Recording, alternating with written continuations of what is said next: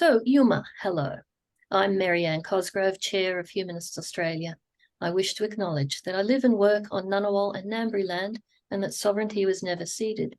I wish to pay my respects to their elders past and present. I welcome all Aboriginal or Torres Strait Islander people here today. Tonight's session is being recorded and will be made available to the public on the Humanists Australia website. If you do not wish to be identified in the recording, please keep your video off. You may type any questions you may have into the session chat. Tonight, we also have with us David Cosgrove, who will keep an eye on the Zoom chat for us and relay any questions. So we are here to talk about the Indigenous Voice to Parliament tonight. I have been undertaking some research on this topic for a position statement that I put to the Humanists Australia board that was approved recently. It was a difficult position statement to write because I'm very conscious of Indigenous leaders around the country who have voiced opposition to the voice and to the referendum, and I want to be respectful of their position in that opposition. In particular, Professor Gary Foley has voiced concerns that the voice would make no difference to the lives of First Nations people and will not be taken seriously by federal governments. He's also very concerned that if the referendum fails, it will set back Indigenous activism by 50 years. So, while taking those concerns seriously, I still feel that in order to make progress on Indigenous rights in Australia, it's important for us to vote yes, because of that concern of setting back Indigenous activism by 50 years, as Professor Foley has voiced. There are a number of other arguments against the voice. Another one was that treaty is more important than voice. And there is an argument that if you look at Australian history from an Indigenous perspective, imagine your ancestors walking on this land for 60,000 years. How is it possible for a group of people to come in a mere 200 years ago and claim that they are the rightful government of the land and the people on it? That's certainly a position that is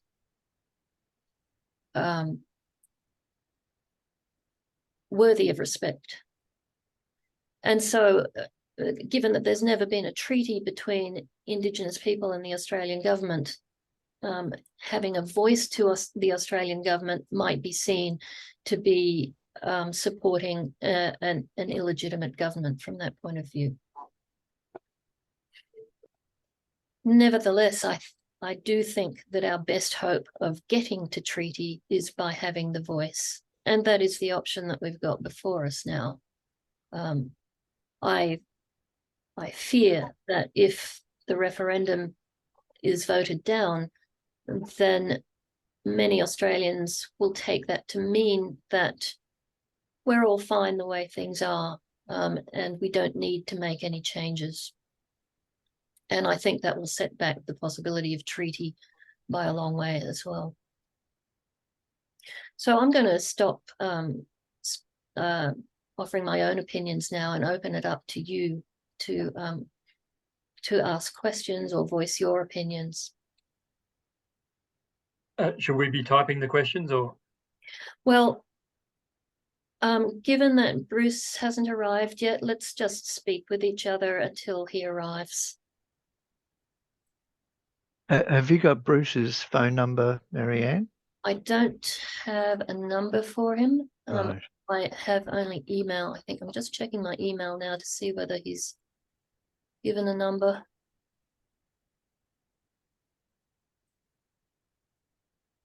I don't think so.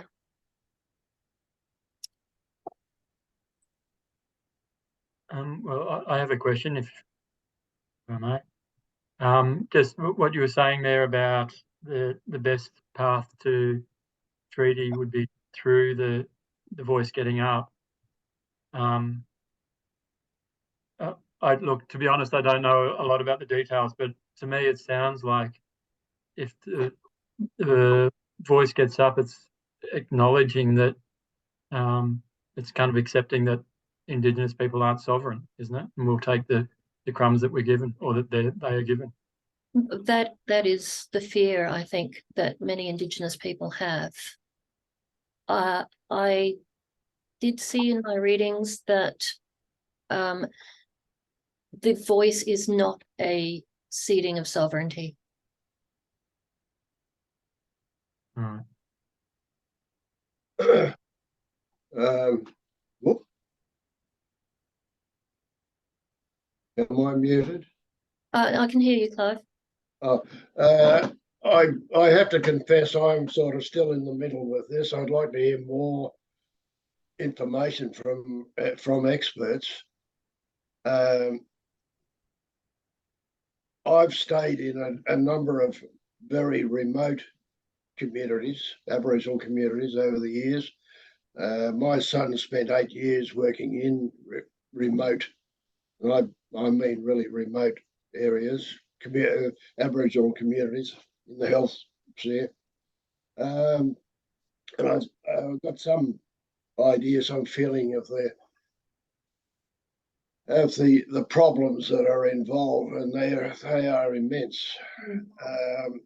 As far as the vote for the voice goes, I'm still undecided because I don't think we've been given enough clear information, a lot of opinions, but no real in-depth stuff. I'm just wondering, is it possible for us to have, I guess Bruce will come on later or maybe on another time. Could we have somebody who knows what they're talking about from the other point of view, so we can get a balance of what's going on? And I'm thinking the two that come to my mind are Jacinta Price and Warren Mundine. I honestly don't know which side to lean towards at this time, so I'd like as much information as I can possibly get. The problems in remote areas, it seems to me, are quite different to metropolitan areas, and it's an enormous problem. I'd like to get as much information as I possibly could. So it'd be great if we could have another voice on the panel. Yes, that's a worthy goal. I might see if I can get into contact with some of those people. We have been in touch with Gary Foley, who is opposed to the referendum for reasons that I outlined earlier. So yes, having a cross-voice panel would be interesting. The two main arguments that I've seen against are the ceding of sovereignty, which doesn't seem to be a problem. The preference of treaty over voice, and three main problems, and the fear that the referendum is going to be hurtful to Indigenous people, and if it goes down, then it'll set things back. Yes, a long way. I've researched some other reasons against as well, coming from the non-Indigenous community, which we could talk about. But Simon's raised his hand, so we'll go over to Simon. Yeah, thanks, Marianne. Look, I've read through the proposed referendum question. I've read through the proposed sort of the government department that would be formed as a result of the referendum. And what I don't understand is that we've created the NDIS and spent $35 billion a year on improving the lives of people with disability. And that system has flaws and it will gradually mature. But I don't understand, if we didn't need a referendum for that, why do we need a referendum for a voice which has no swaying power over Parliament? So it's an advisory role.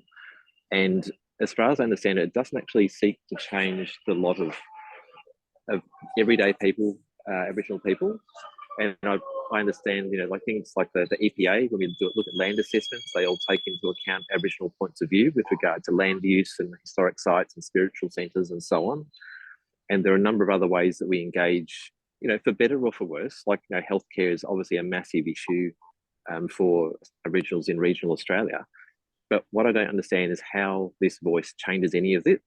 And do we not have other mechanisms we could use, such as, when we have foreign heads of state visiting Australia, they've been able to make addresses to Parliament.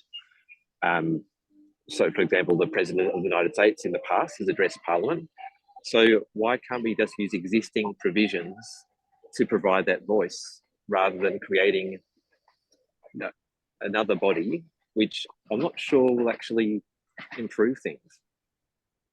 Simon, you mentioned it as a government department. It's actually not going to be a government department. It will be Indigenous run, and it'll be consulting from the grassroots level up through the state level and then to the national level. So there'll be okay. Well, the name aside, it's a bureaucratic organisation that is structured to obtain feedback, right? So if you look at the feedback mechanisms we already have for EPA and other parts of the government that interact with and interact with the land held by Aboriginal people, so for mining rights and so on.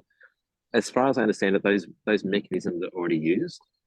And so if it's a question of, there's a question of self-determination, which I don't see how this changes at all, the voice changes at all. And then there's a question about, should we be changing our current engagement models through our government departments that already have some form of engagement with Aboriginal communities? So it's sort of my question, is it actually going to change anything? Do we have existing mechanisms that we're not using because it's being used as a political stunt? So I'm not quite sure. So that's why I'm here tonight, to listen to an Aboriginal person to say what they think it will do and what they think it will change. Yes, so I can't speak from the Indigenous perspective myself, but I have done a fair amount of reading.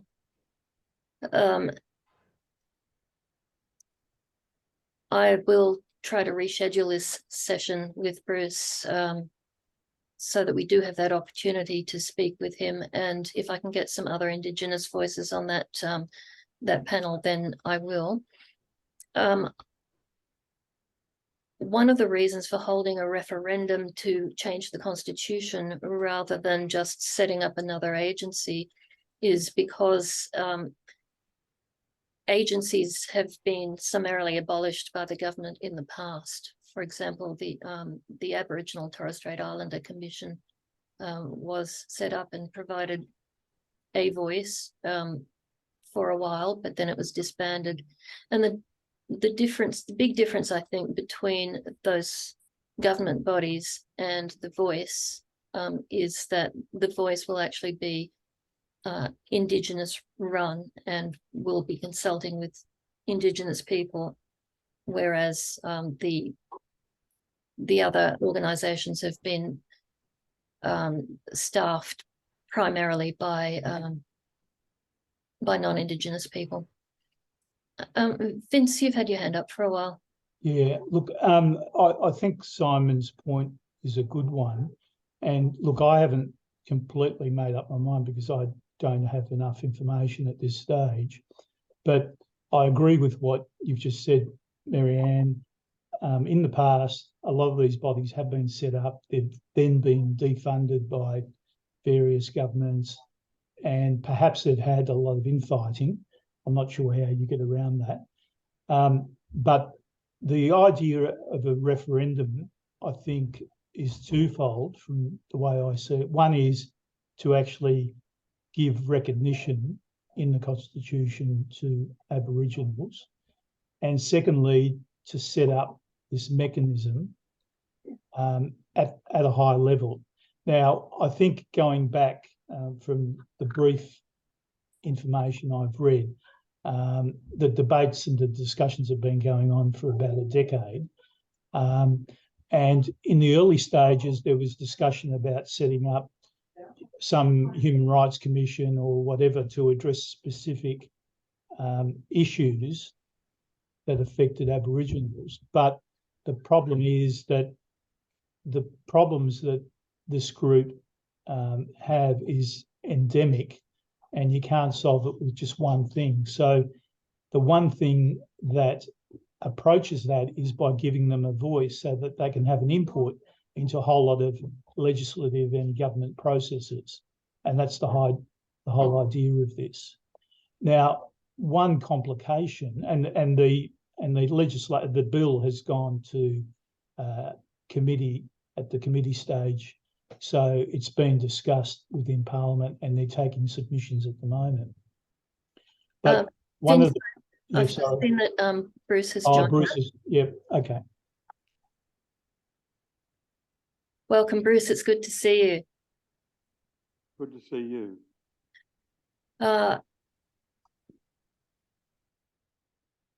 Bruce Pascoe is a proud Yuin, Bunurong, Tasmanian man. He's Enterprise Professor of Indigenous Agriculture at the University of Melbourne and author of Dark Emu, winner of the 2016 Book of the Year in New South Wales Premier's Literary Awards. In 2021, he was awarded Australian Humanist of the Year in recognition of his outstanding achievements in literature, culture, environmental issues, and agriculture through a First Nations lens. Bruce, Prime Minister Anthony Albanese has promised to hold a referendum this year to enshrine an Indigenous voice to Parliament in the Australian Constitution. I understand there is a diversity of views amongst our Indigenous brothers and sisters. Would you tell us how you feel about the referendum and the Indigenous voice? Well, I think it's an incredible opportunity for the country to come together to look at the real history of the country and how we might move forward to address some of the pressing problems in Australia today, including those problems which we attempt to address with things like closing the gap. I'm aware of the opinions of others who don't see the voice as a solution to any of those things, and others who feel that we need to have a treaty before that. But you know, I understand those things because Aboriginal people have been disappointed by governments so often before that there's an inbuilt caution in the community. But I personally believe that this is too good a chance to miss, and that we need not necessarily miss out on treaty as well. We could have both together, in my opinion. So I'm thinking about the voice very positively. I think most of Australia is too. Certainly most of the Aboriginal community is. It may not seem like that from the media, but the vast majority of Aboriginal people are behind the voice. Bruce, have you spoken with people, your Indigenous community around you about the voice, and have they offered other opinions? Yeah, there's a range of opinions. Some people are just suspicious of government, full stop. Some want a treaty before the voice, and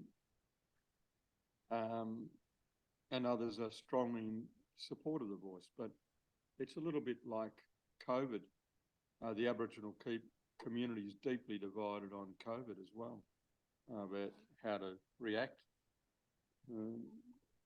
whether it exists, all that sort of thing. And you know, once again, I'm triple vaccinated, and I just think it's too dangerous for people of my age to go unvaccinated, and certainly too dangerous for the community. But I can understand other people's points of view. I just don't share them.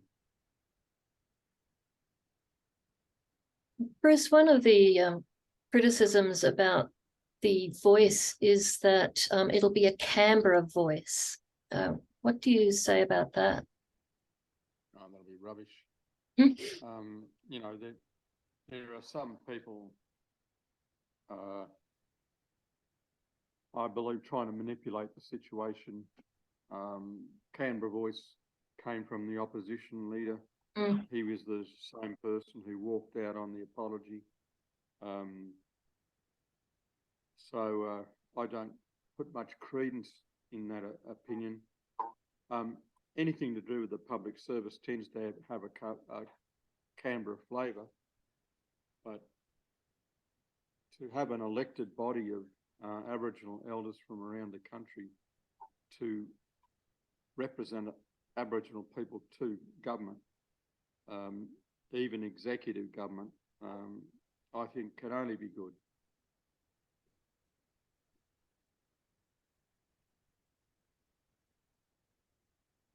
Bruce, what are your hopes for the future in the best possible world that you can foresee? What hopes do you have that the voice might be able to achieve for our Indigenous people? Look, my hopes in general are that Australia will learn its history. Australia will learn how European society first settled here and what that did and how it was done. Because without that, there's no conversation between Aboriginal people and non-Aboriginal people.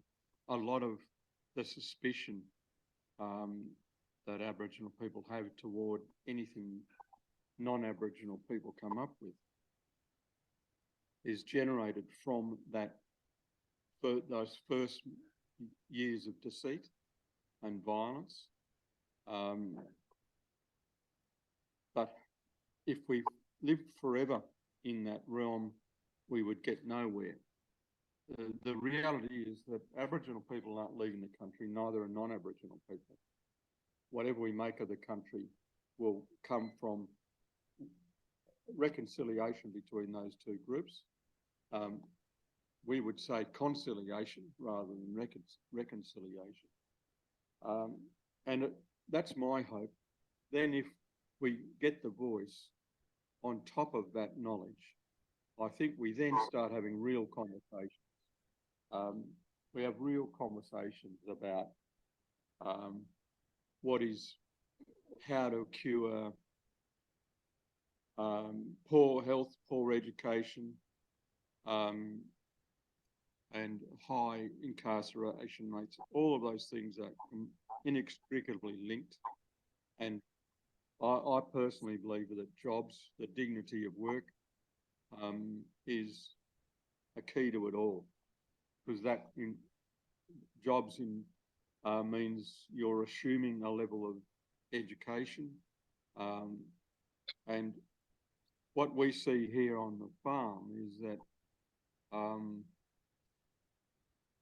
when we employ people permanently in jobs where they have autonomy, but also decent wage, which is has no strings attached to it, like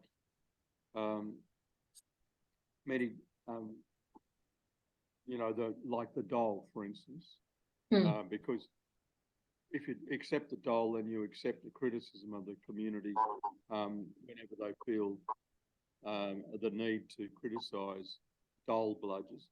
So you have to put up with that. So to be independently employed is a great thing, but also the whole economy of that family changes.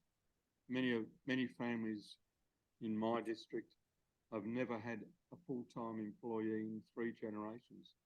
That's terribly debilitating for that family. So to change that the dynamic within the family means such a lot to the children. You know, that consistency of employment, the idea of work means that the acceptance of education is far greater. And I say to our Aboriginal kids all the time, I said, don't think that you're bowing the knee to the, you know, white Australia just because you're getting an education. Because in the past, our people were amongst the best educated in the world. We started our education young. We spoke 8 or 9 languages, and we used big words in all those languages. So I get sick and tired of, you know, the Aboriginal suspicion of education based on the fact that it's a white construct. We had a black construct to do exactly the same thing, to educate. Just because you accept white education doesn't mean that you have to accept it. Captain Cook discovered Australia. Your book, Dark Emu, really brings that out, I think, Bruce, with talking about how the oral culture and history was so important to disseminating knowledge of agriculture in particular, and the seasons, land management, and social interactions. You mentioned your farm earlier. Yeah. Yes, we're on the Wallagra River. The farm is Yumbra, which is black duck, which is the central spiritual being of Yuin people. We're on Yuin land, and almost all of us are Yuin people who work on the farm. But I had a really striking experience last winter when I went to Mythica country, which is in between Windora and Birdsville. And I was there to examine some archaeological sites that the University of Queensland are working on. And I had actually found some of these sites with Don Rowlands from Birdsville just prior to COVID. So it was interesting for me to go to those sites. But the thing that struck me is that Don's wife and I found a small stone drawing in amongst those sites, and it exactly replicated the whole village system, which was spread over about 20 kilometres. So in miniature, we were looking at that village system, and we were amazed that it was still there, of course, because there's cattle walking across that country most of the time. And it's a long time since that town was lived in. And we were wondering, was this the work of a teacher teaching a child? Was it a child remembering what it had been taught? What was the purpose of this diagram? And it drove home to me the fact that this culture that is supposed to be unwritten had a writing, had a representation of ideas in another form. And it was a very graphic example of that. And, you know, I don't know what the fate of that illustration is up there near Birdsville, but I would hope that Australia would revere it, and that school children from all over the country would stand in front of that little girl's work, if it's a girl, and just wonder at her life, and wonder at her intelligence and her understanding of her community, because really what it was describing was a group of villages that are linked with art, spiritual art. And the film Dark Emu, which will come out in July and will be launched at the Sydney Film Festival in June, shows representations of that village system and its industry. And I think Australia is going to be really surprised at how complex this system was. You know, some Australians are resistant to any kind of Aboriginal accomplishment. And I don't know that there's anything we can do to change that opinion. But the archaeologists from University of Queensland have worked very closely with the Mythica people. And the representation of it in this film, I think, is going to be a pleasant surprise to Australians. And I hope Australians accept it as a gift, a gift of knowledge of country. I was astonished when I read Dark Emu at how much has been hidden from us about the history of Australia and its peoples. It was necessary for the British when they arrived, if they wanted to be able to colonize the land as they did, it was necessary to make the assumption that the people on the land that they didn't have ownership of that land. They were itinerants. They were just crossing across it.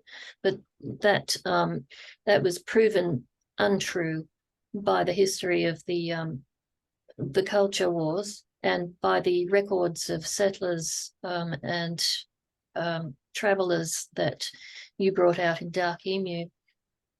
I've just finished reading Truth Telling by Henry Reynolds as well, which also talks a lot about Australian history and how very different it is from what I was taught growing up. But I'm glad you're reading Henry.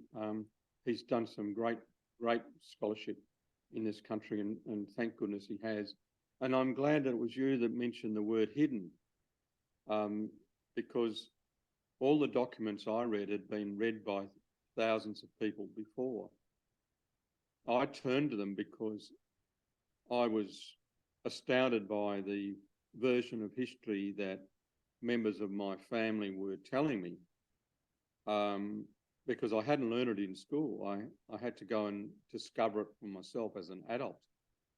But what it occurred to me when I was reading Sturt and Mitchell and Warburton and all those people was the numbers of Australian academics who had read those books before me, and a proportion of those people were curriculum makers, and none had seen fit to include that information in the histories that our children learnt then, and in many cases still learn today. The last few years has been quite a dramatic change in Australian history teaching, for the better, I believe. And but there must have been a time when educators decided that there was information that wasn't worthy of our children. And that astounds me. As a school teacher myself, that astounds me that a school teacher would think that, because the whole essence of education is that knowledge is knowledge, and it's the right of everyone to seek it out. I think perhaps the reason for that is that as a white Australian, it's really very painful to be thinking about how Australia was colonised, and to really come to grips with what happened. When we'd really like to think that our ancestors just came in and they were brave pioneers and settlers, and they endured great hardship, and they did. They endured terrible hardship, but they also inflicted so much hardship, and there were terrible wars that happened at every frontier. as settlers pushed outwards from the original points of settlement. And it is, as a white Australian, it is painful to come to grips with that history and really take it on board and say, yes, my ancestors were wrong when they did that, and I'm sorry. But I think Paul, the Sorry, Uluru Statement from the Heart really brought out that we need a voice, we need treaty, and we need truth-telling, makarata, to be able to come to conciliation. Paul Keating's Redfern speech said it earlier too. We did the killing, we did the stealing. You know, he made it very explicit. It was a wonderful, one of the great essays of Australian history. But 80% of my heritage is Cornish, and my Cornish forefathers fornicated their way from Adelaide to Lockhart River and left behind a trail of Pascoes and Palmers. You know, so my family were involved in that. And you mentioned the fact that we like to think of our forefathers and foremothers as honourable, well-meaning people, and I think that's a human characteristic. We want to come from good people. If we didn't want to come from good people, what would that make of us? But we do want to think that we've risen from good, well-meaning people. And in the colonial years in most of the continents of the earth, that just didn't happen. There was barbarism at foot. And I'm trying to understand that movement, that colonial imperial movement, in a book I'm writing at the moment called The European Mind. What went on in the mind of Christians that they would contemplate and allow others to contemplate the theft and murder of Indigenous people, and to have the church of the time back it up with papal bulls. And it's not just Christianity. The same was true of Islam and colonial efforts of Islam.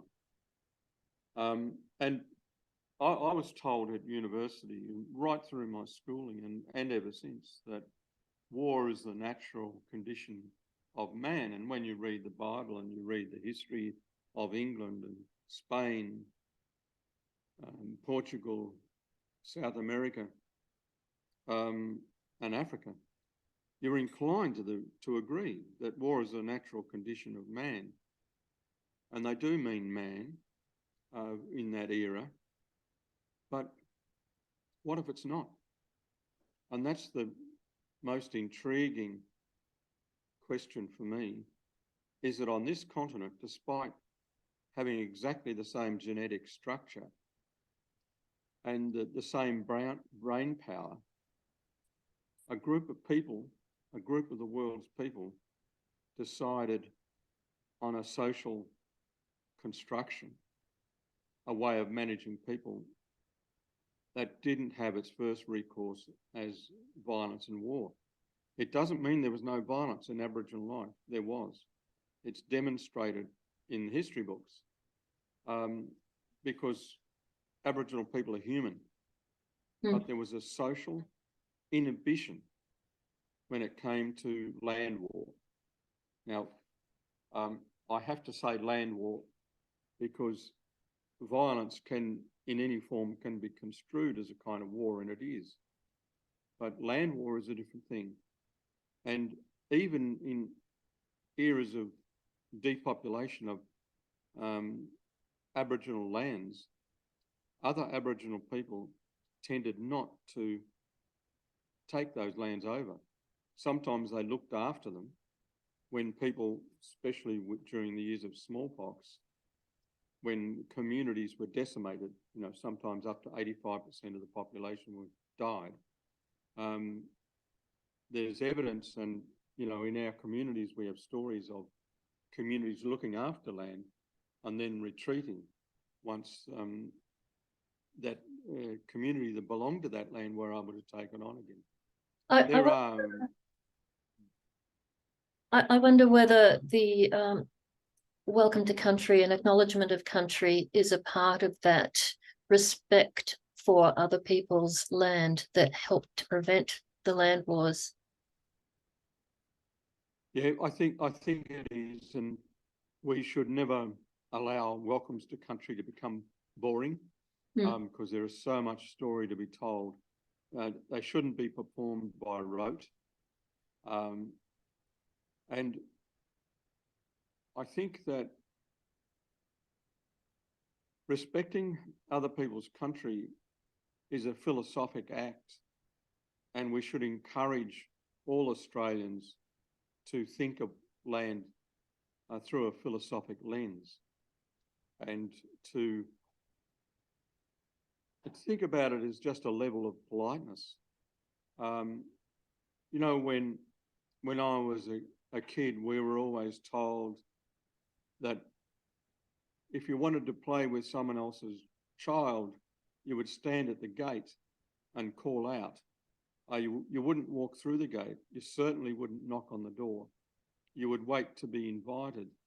And that courtesy used to be common, but a lot of the old courtesies have disappeared, I'm afraid, from when I was a child. I think the world is a less courteous place than it used to be.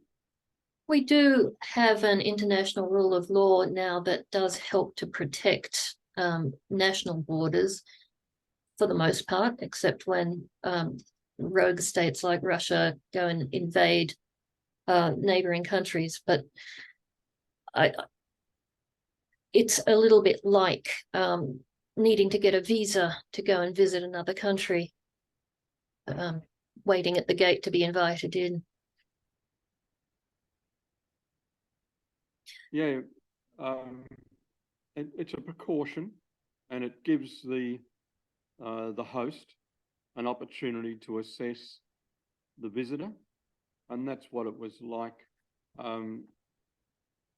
in the old days of Australia.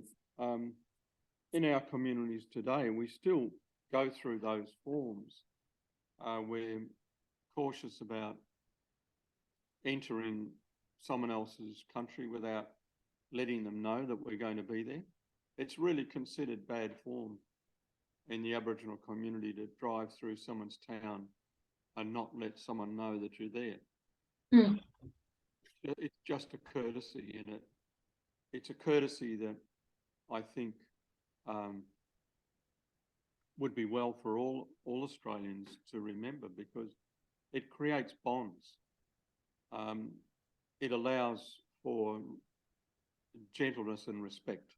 I hope I'm not gilding the lily, but I think that kind of respect allows close bonds to be formed. It makes me think of how the Indigenous people must have felt when in settlement time, the cattle drivers were driving their cattle through country after country after country and never stopping at the gate to ask. Yes, my mind is always in shock when I contemplate what must have been going through Aboriginal minds at that time. Europeans, used to a century of colonisation, had come to an expectation of how they would behave, what would be condoned as good behaviour. But in Australia, Aboriginal people must have been absolutely shocked to the core at what was going on around them, and so shocked, I think, that maybe there was it caused an inertia. That inertia didn't last very long, but I think it must have assisted the Europeans for a decade or two anyway, that Aboriginal people were in such great shock. Mm. And then, of course, smallpox so weakened the people that defence of the land was almost impossible. Bruce, would it be okay if we check to see if our audience has any questions at this point? Yeah, that's fine. David, are there any questions in the chat? Currently aren't any questions in the chat. Did anyone want to ask a question?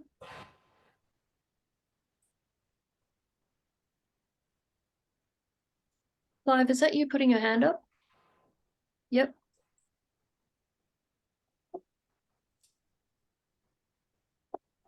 Oh, David's got his hand up.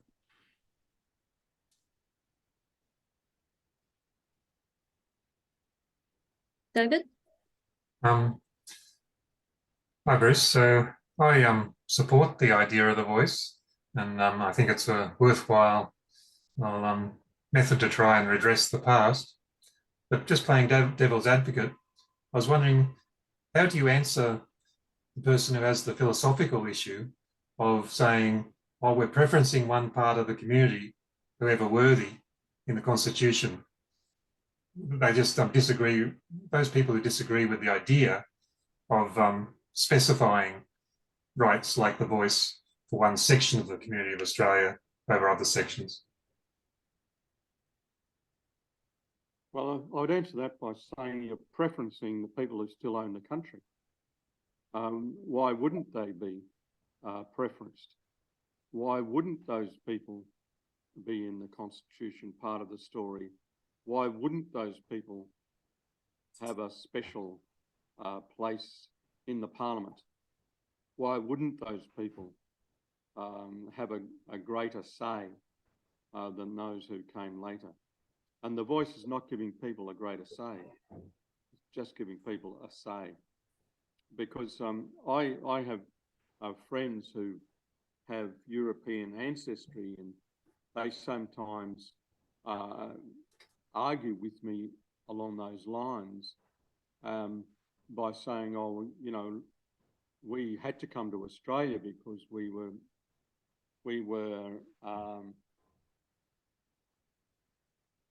refugees, we were shut out of our own countries, and so we're just like you. And I say to them, no, you're nothing like us. We're from this country. We had it stolen from us. The fact that your country was stolen is not the fault of Aboriginal people here. And when you arrived, and I'm thinking of particular people when I say this, my government, the government of Australia, made sure you got a house.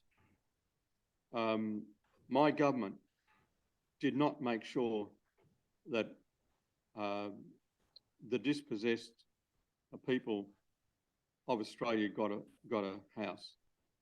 So it's nothing the same, really. I sympathise. I really sympathise with people who had to leave a country because of war. And I know people whose grandfather's house was taken over by the enemy. And I understand the hurt of that, of someone reading your grandfather's books, using your grandfather's cutlery and plates. That's hurtful. But having someone take your country from beneath your feet is different. It's it's only different on the point of scale, but I don't accept the fact that this is special treatment for Aboriginal people. I think it's belated acceptance of the facts.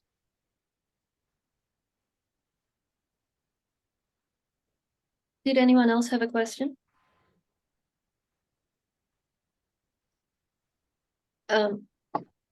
Yes, Brendan? Yeah, thanks very much for coming, Bruce. We talked a little bit about this earlier, and I'm just curious what your thoughts are on. It sounds like you feel like the voice will actually help get a treaty. Is it, or like the voice before the treaty, or treaty before the voice? What are your thoughts on pros and cons? I don't have a fixed idea on what is best and what should come first, but I just think we have this opportunity to have a voice, and I think that voice may lend itself to other forms of reform. So I just see the voice as a tool of government for Aboriginal people to finally be able to set the record straight, set the historical record straight, because a lot of Australians are still deluded by their education about what actually happened. And this manifests itself today in the inability of shire councils, for instance, to recognise a place of massacre. And in my own town, it is common to be told that there were no Aboriginal people living there, even though the first surveyor's chart only uses Aboriginal languages, the Yuin language. So there's so much learning to be done. And I think the voice isn't just a voice for Aboriginal people, it's a voice for the country, so that we can share a conversation, a voice so that we can talk to each other. And I think that's been wanting for a long time, and I just see it as such a good opportunity. I don't feel like I'm Pollyanna, but I think the future is bright for conversation in this country. I'm saying Pollyanna because I think the age group of most of the people in the chat are the only people left on earth who understand what I'm talking about. I have read Pollyanna, yes. Vince has a question.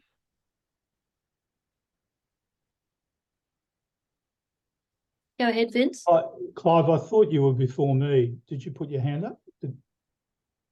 I think Clive was before me. Oh, I'm sorry, You Clive. need to unmute yourself. Clive, you need to unmute yourself. No, we can't hear you, Clive. You've got to unmute yourself. How's that? That's better. Got you now. I find this very interesting, Bruce. Thanks very much. Earlier, I was impressed with you said something about the value and the dignity of work, or the work ethic. I'm just wondering how are you going to overcome that problem where there is no gainful employment for Aboriginal people in remote areas? And I'm thinking of places like, well, Warman's not, there is some employment in Warman, but I'm thinking of Lombardina, Columbaroo, Fitzroy Crossing, the now abandoned Umbulgurri community, those places. There's very little to do if a person is born into those communities, the chances are that they will remain there their entire life in that area. But there's no employment for them. There's nothing to do. And I can give you, it'll take too long, but I can give you quite a few examples of that. That's an immense problem, I think. Young people need a vision, and I'm sure you agree from what I understand from what you're saying. Young people need a vision. They need something to aspire to. And a lot of these remote communities, a few that I've mentioned, you're not going to become a plumber or an electrician or a rocket scientist or an author. You can't do it in those places. There's no opportunity for young people. So how do we overcome that? And the other remark I'd just like to think, I really would like to see Australia become a homogenous society where we all mix in and we stop being in little groups. I think that is going to create just continued problem. And I see Bruce nodding his head. I think you probably agree with that. But the employment thing is immense. And that's why young people go off the rails, turn to booze and drugs. And, I've seen it so many times. They've got nothing to do. How do we overcome that problem, Bruce? I think a lot of the ills in society are created by boredom. Yeah. On the farm here, there's a lot of work to do. We employ 4 people full-time, 6 people full-time, and 2 or 3 people part-time. Yeah. And many of those people have had histories of alcohol and drugs. Yeah. And the workers, not the work itself, but the wage and the occupation and being able to be actively engaged in the culture, because the farming work is cultural. We're growing Aboriginal food in the same way that the old Aboriginal people did so, and trying to make it a commercial enterprise. So there's a lot of ingenuity required, and it's being supplied by local Aboriginal people. And we've also got a small forestry operation going where we're trying to bring the forest back to something similar to the old Aboriginal forest, the forest that Bill Gamage talks about so eloquently. And all of these things provide employment. Our cultural burning, for instance, the cool burning regime we use, requires a lot of people. Because we're burning so coolly and so slowly, we need to burn on every available day over autumn and winter. And so that requires a lot of people. This is a way for the government to do something so that there's no such thing as Aboriginal unemployment. And my dad used to tell me there'll always be unemployment because there are some people who just don't like work. That's always going to be the case. And even in full employment, as we have now, there are some people who just don't like the idea of work. That's not going to change quickly. But I can see in our community here, this very small and cheap experiment that we're undertaking could become a more common thing. I can't speak for the people at Warman, but many of those communities up there I know have their power delivered by diesel generator. One of my ambitions down here was to buy 3 second-hand Mitsubishi twin cab utes, stack them full of solar materials, and send Aboriginal people with trade skills. They don't need to be electricians as long as an electrician signs off on their work. But those utes drive up to communities that invite them, and they install solar panels. I can't see why that can't happen, but it can't be imposed on a community. The community must want that. And all the jobs that are done in the community ought to be available to Aboriginal people. Now, that's a really complex community, a complex question in a community that has already been debilitated by no education. But I see education and work and good health as being the key to it all. So it's a really good question, and I'm not going to dumb it down with a too glib an answer. It's a really difficult way forward. 230 years of denial of good health and education and employment can't be cured in 10.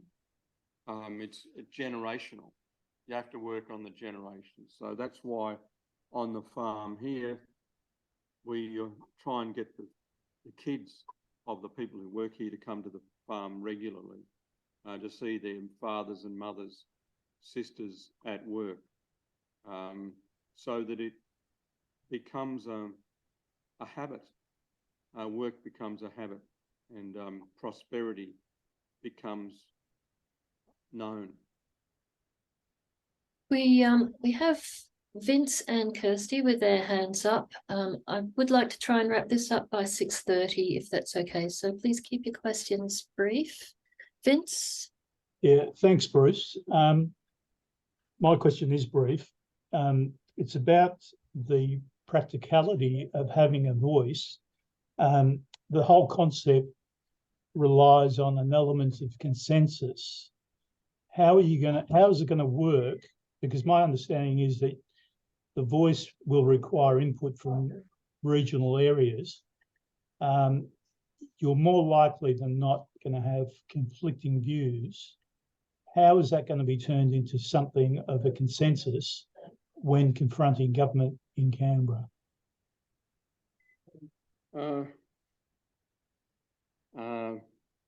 Goodwill, I hope. Sorry, once again, trying not to answer glibly, but there are people who do this sort of stuff well. I'm not one of them. You know, the political side of things. I just have hopes for it because remember the old days of ATSIC. It wasn't always well led, ATSIC, but it was the most scrupulous accounting I've ever witnessed. We had to account for everything 3 or 4 or 5 times. It was amazing, and ATSIC delivered some of the best reforms in education I've ever seen. So it wasn't a flawed system, as the government tried to maintain. You know, we did have some leadership challenges, but the system wasn't at fault. And we will have representation from all over Australia in the Voice, and not all of those representatives will be perfect, but that's because they're going to be humans. You know, that's what political life is like.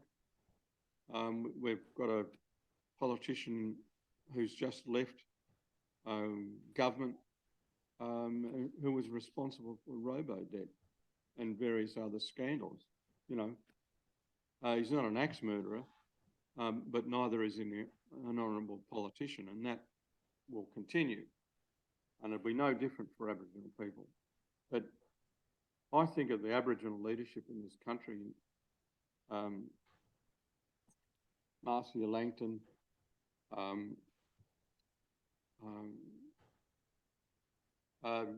you know, Tom Calma, you know, Pat Anderson. You know, we've got terrific leaders. You know, you get the odd dud. Well, don't give up, because, you know, Pat Turner, Pat Anderson, you know, what wonderful minds, what wonderful hearts. And so they're the sort of people who are going to be in charge of this. Rachel Perkins. You know, these are really substantial human beings. Anyone in the world would feel safe being governed by them. And I'm hoping that that's what it'll be like.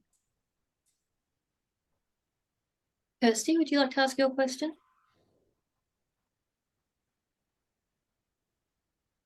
You'll need to unmute. I will. Hi, sorry. I hope you can hear me now. Yes. Yeah, I'm really appreciative of being able to hear you speak, Bruce. Thank you very much. And listening to you speak, I'm sort of thinking that, you know, as a country, a 230-year-old country, we're very underdeveloped in our sense of self and our identity. It's quite fragile, I suppose. And I'm wondering whether, you know, whether it is too ambitious to even hope for more than the Voice, that perhaps the voice to Parliament is actually as much as we can realistically hope for at the moment, and that perhaps will trigger further development, further understanding, and further respect. I don't know. Is it too ambitious to expect more than a voice to Parliament? No, I don't think it is. Victoria are well into treaty negotiations with Aboriginal people. Queensland have started. The treaty domino will fall in Victoria within 6 or 9 months. And after that, it'll be a cascade. Can't imagine the ACT not being involved. Yeah. You know, New South Wales will hate to be beaten by Victoria. Yeah. You know, it'll be just a cascade. Western Australia and Northern Territory will be reluctant. But they've got a history of recalcitrance. Another quote from Paul Keating. But, you know, I'm very hopeful that a treaty is going to be possible. You know, it's not going to be done without pain on both sides, but I do believe it will be done. And I think we'll end up doing it better than America. That wouldn't be hard, incidentally. New Zealand has perhaps done a good job of treaty. What do you think? Look, New Zealand's fascinating. The British admired the Maori warrior because the Maori were already at war with each other and had built forts and dikes, and so the British understood the Maori warrior straight away. Didn't stop them getting a treaty signed and then changing the treaty once it was signed. You know, that sleight of hand that was so prevalent around the Commonwealth. But it was a different situation in New Zealand. The Polynesian were a warlike people. And in New Zealand, there was one, arguably two languages. And so there was more, sort of greater ability for the British to talk treaty and conduct theft than it was in Australia, because in Australia, the nations were so small, and that the idea of Mother Earth was so strong that one group of people could not agree to give away the land of another people, and yet that happened in New Zealand. So there are a lot of differences between New Zealand and Australia, and you know, I'm involved with language, and I'm often told it'd be a lot easier for you fellas if you only had one language. Well, that completely misunderstands the whole political arrangement of Australian Aboriginal life. We were given areas of land to look after, and that area of land would have its own language as a sort of thing that happens over 120,000 years. People develop languages, and so to say you'd be better off if you had one language actually misses the whole point of Australian Aboriginal life, and also why life on this continent was so relatively peaceful. And I'm not ignorant of the violence Aboriginal people perpetrated against each other, but I am very well read in the reluctance of Aboriginal people to go to war for land. And that is something I'd love young students, you know,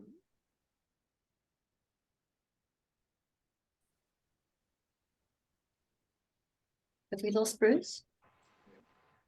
His video is frozen.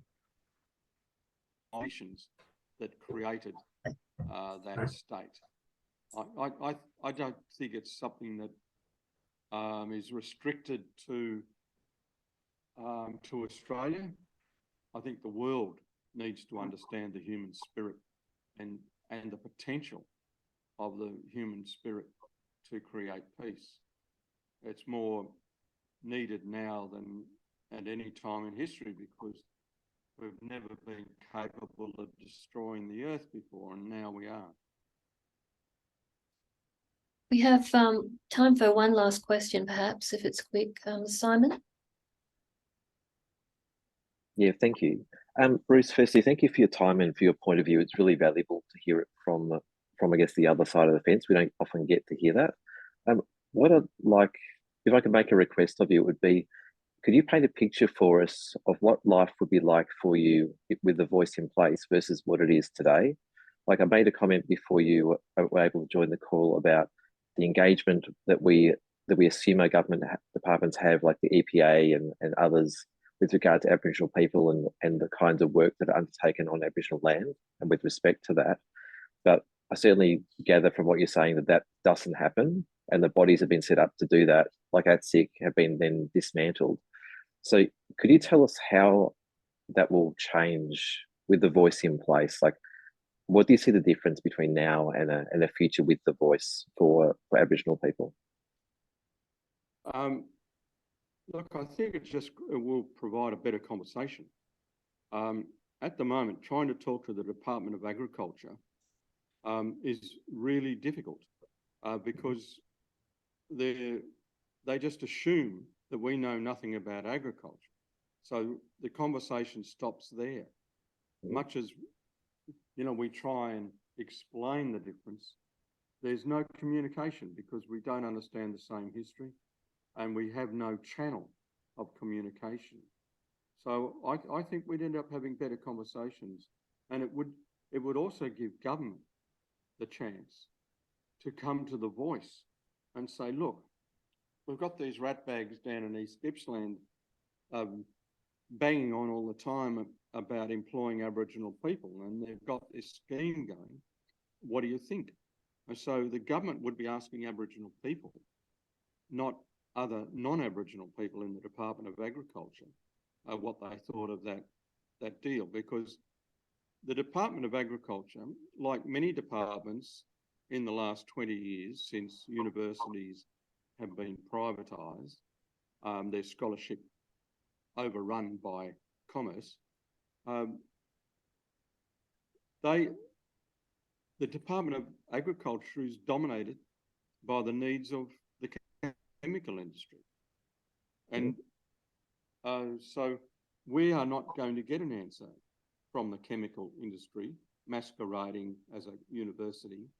But the voice may just allow a different kind of conversation. And Australia's satisfaction with the way universities are being treated now and how their research is being warped, it might give Australia the opportunity to have a more stern conversation with the Department of Agriculture and the chemical industry. And I noticed something before about Daisy Bates. Daisy Bates was a cuckoo clock. She was, quite a good researcher and a good mind, but by the time she was writing about Aboriginal people, she was stark raving mad. And, we shouldn't, because she was one of the few people in the field at the time, and because she was a woman, we shouldn't take everything she wrote down for gospel. But it is not uncommon for the voice closest to Aboriginal people to be that of a woman. But there are far better examples going around than Daisy Bates.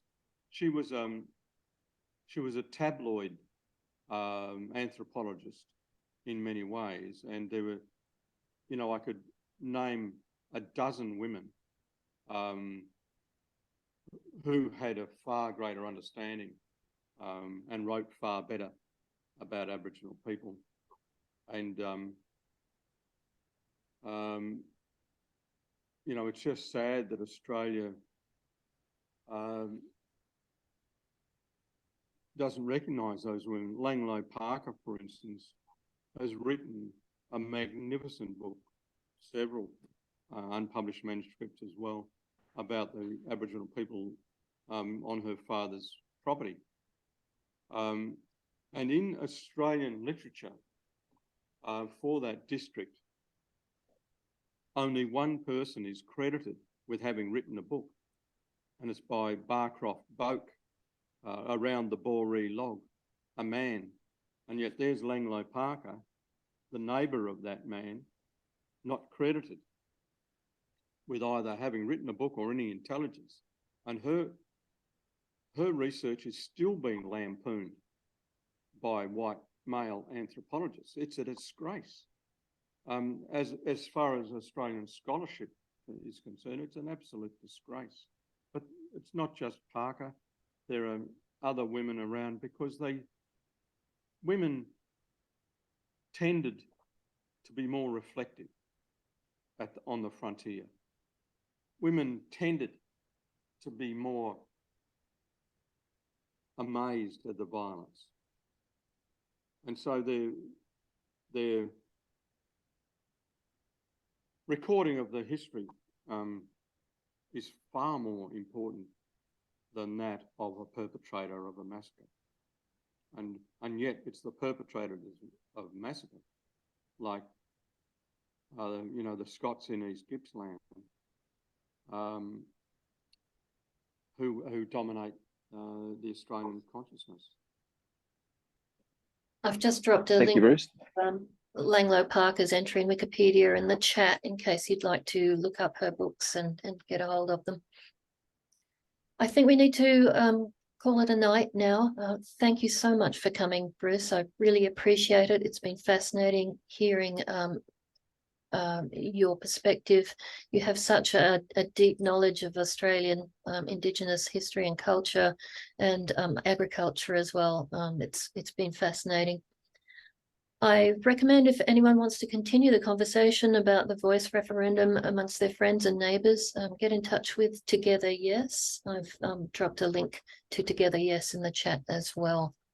It's a grassroots kitchen table conversation organisation that they're hosting kitchen table conversations across Australia in favour of the referendum. So good night, everyone, and thank you for coming.